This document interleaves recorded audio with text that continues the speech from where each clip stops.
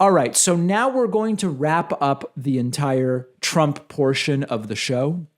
This is a really important update on a story from last week. Last week, you might remember that the New York Times' Maggie Haberman tweeted an absolutely outrageous story, which was that Donald Trump has been telling people around him that he believes he's going to be reinstated to the White House as soon as August of this year. Now, as a reminder, Haberman tweeted, quote, Trump has been telling a number of people he's in contact with that he expects he will be reinstated by August. No, that isn't how it works, but simply sharing the information.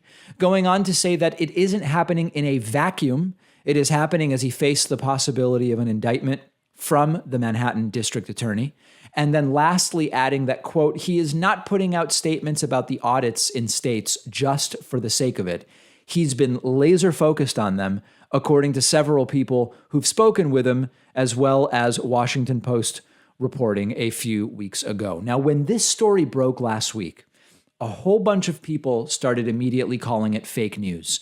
And Trump's blog, right before it shut down, also had a post where Donald Trump was denying it. But since then, the story has been corroborated.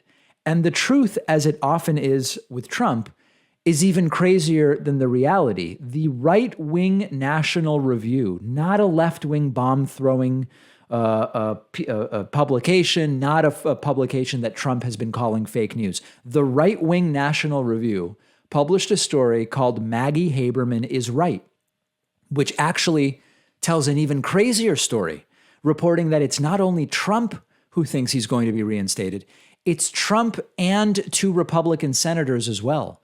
Charles Cook writes in the piece, quote, instead, they should have listened because Haberman's reporting was correct. I can attest from speaking to an array of different sources that Donald Trump does indeed believe quite genuinely that he, along with former Senators David Perdue and Martha McSally, will be reinstated to office this summer after audits of the 2020 elections in Arizona, Georgia, and a handful of other states have been completed. I can attest, too, that Trump is trying hard to recruit journalists, politicians, and other influential figures to promulgate this belief, not as a fundraising tool or an infantile bit of trolling or a trial balloon, but as a fact.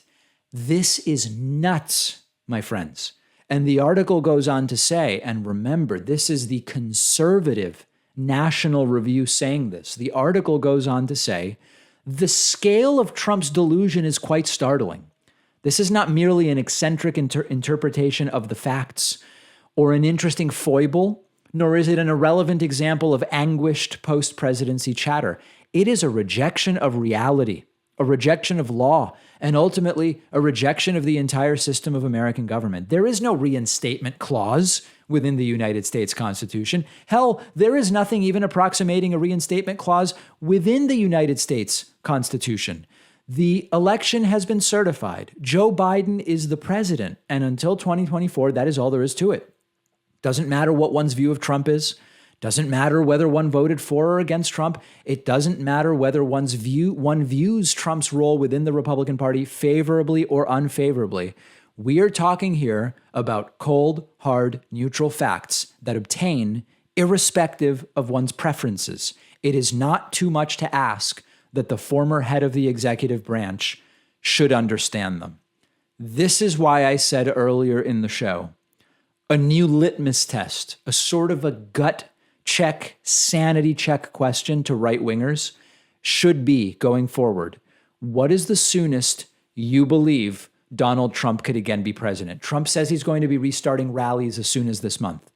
Send reporters to the rallies and say to them, sir, ma'am, what is the soonest you believe Donald Trump could be president? And if it's any earlier than January of 2025, it's someone either living in a fantasy world or someone very, very ignorant. So not only was Maggie Haberman correct in her reporting, not only has that been corroborated, it is not Trump alone, but also David Perdue and Martha McSally, who believe, I guess, that they're going to be reinstated to their Senate seats somehow, sometime during this summer. These are really dangerous times, especially because, and we'll talk about this tomorrow, when this stuff inevitably doesn't happen, will the Trump acolytes again be moved to real world violence and destruction of property and breaking and entering and trespassing and violence that we saw on January 6th. That's the really scary part.